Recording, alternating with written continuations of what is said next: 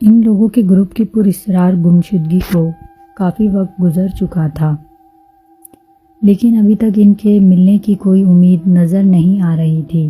یہ کوئی بستی معلوم ہوتی تھی جہاں ہر طرف اونچے اونچے گھنے درخت موجود تھے جو دیکھنے میں صدیوں پرانے لگتے تھے۔ ایک طرف ان درختوں سے دو قطار میں کچی مٹی کے گھر موجود تھے۔ یہ گھر بناوٹ کے لحاظ سے عام گھروں سے چھوٹے تھے۔ آس پاس کسی بھی انسان کا وجود دکھائی نہیں دے رہا تھا۔ انہی درختوں کے درمیان گولائی میں لال اینٹیں رکھی ہوئی تھی جو دور سے دیکھنے میں کوئی کنواں لگتا تھا۔ یہ واقعی کوئی جادوئی دنیا لگتی تھی۔ نہیں، ہمارا پروگرام گھور کھیل کا تھا، ہم وہیں جائیں گے۔ مریم اور انم کی آواز پر احمر چونک کر ان کی طرف متوجہ ہوا۔ وہ دونوں ہی اس عجیب و غریب انوکھی طرز کی جگہ کو دیکھ کر گھبرا گئیں، جبکہ مصطفیٰ کے لیے یہ جگہ بہت پرکشش تھی۔ وہ اس قدر مبہوت ہو کر اس سارے مناظر کو اپنے کیمرے میں قید کر رہا تھا کہ اس کو آس پاس کا ہوش بھی نہ رہا۔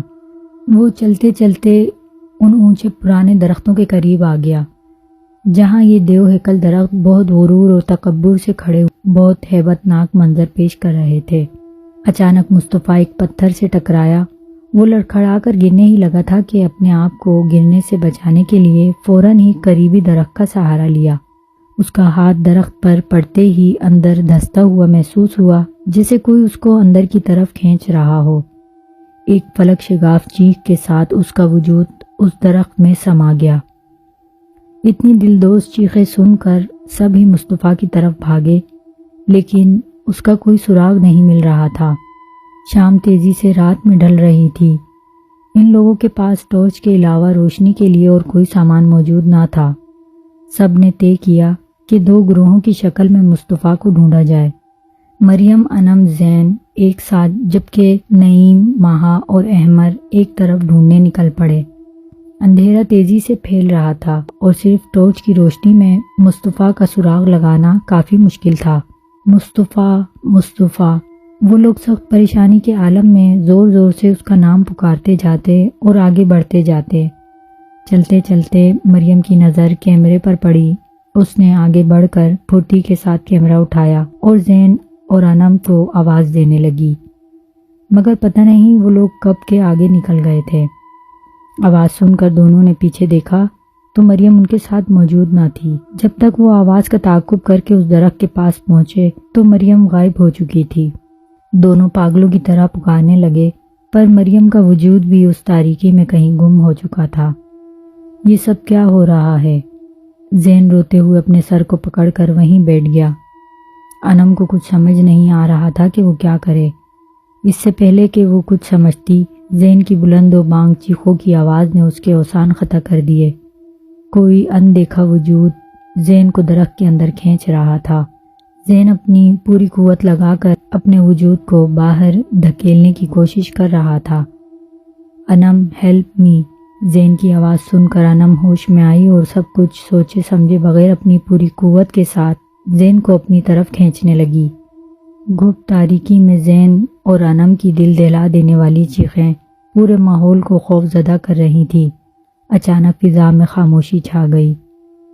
کچھ دیر بعد زمین پر ہلکی سی روشنی جگمگائی جو جل بجھ رہی تھی۔ یہ روشنی اس گھڑی کی تھی جو کٹے ہوئے ہاتھ پر بندھی ہوئی تھی۔ وہیں انم کا بے سدھ وجود کھنچتا ہوا درخت کے اندر دفن ہو رہا تھا۔ چیخوں کی آوازوں نے احمر، ماہا اور نعیم تینوں کو خوفزدہ کر دیا۔ وہ لوگ تیزی سے واپس پلٹے اپنے دوستوں کی مدد کے لیے، پر اس بات سے انجان کہ وہ تو خود بھول بھلیوں میں قید ہو گئے ہیں۔ جہاں بھی جاتے گھوم پھر کر وہیں آ جاتے۔ اب ان کو سمجھ آ چکا تھا کہ وہ لوگ پر اسرار جگہ پر پھنس گئے ہیں جہاں سے نکلنا شاید ناممکن ہو۔ یا اللہ، ہماری مدد فرما، اب آپ ہی ہمیں بچا سکتے ہیں۔ خوف زدہ ماہا روتے ہوئے اللہ سے دعائیں مانگنے لگی۔ روتے روتے اس کو اپنی امی کی کہی بات یاد آئی، بیٹا، اللہ کے کلام سے زیادہ طاقتور اس دنیا میں کوئی شے نہیں۔ سوتے میں ہمیشہ آیت الکرسی اور 4 کل پڑھا کرو، یہ ہر ڈر اور خوف کو ختم کر دیتی ہے۔ خود کو سنبھالتے ہوئے ماہا نے سورۃ الناس اور سورۃ الفلق کا ورد شروع کر دیا۔ پاس بیٹھے نعیم اور احمر بھی سمجھ گئے تھے کہ اب تو یہاں سے اللہ کا کلام ہی ہمیں زندہ نکال سکتا ہے۔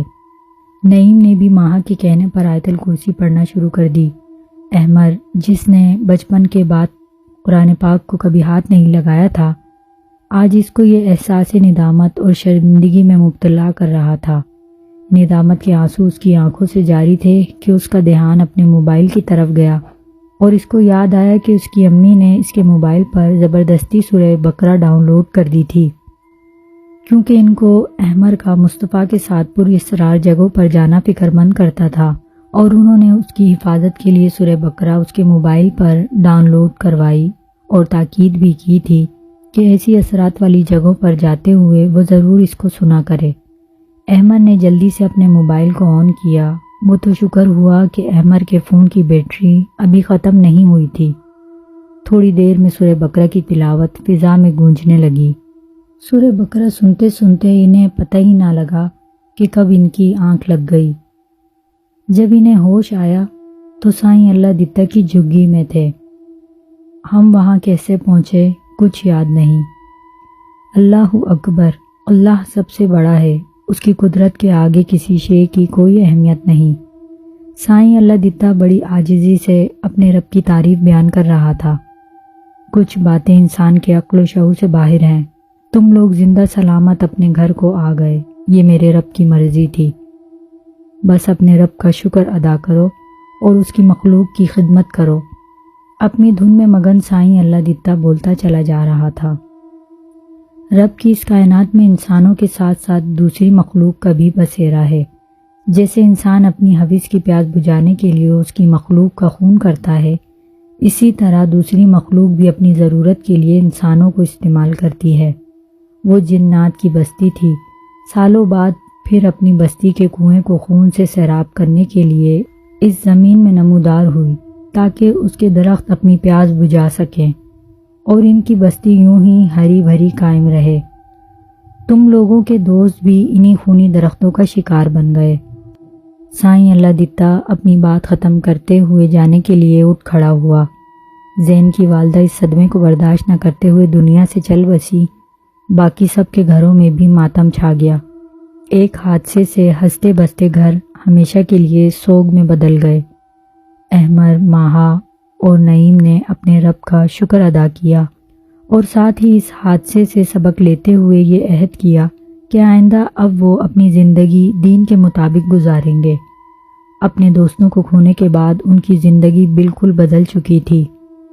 وہ لوگ اپنے دوستوں کو واپس تو نہیں لا سکتے تھے، پر ان کے ایصال ثواب کے لیے جو کچھ کر سکتے تھے وہ کرتے۔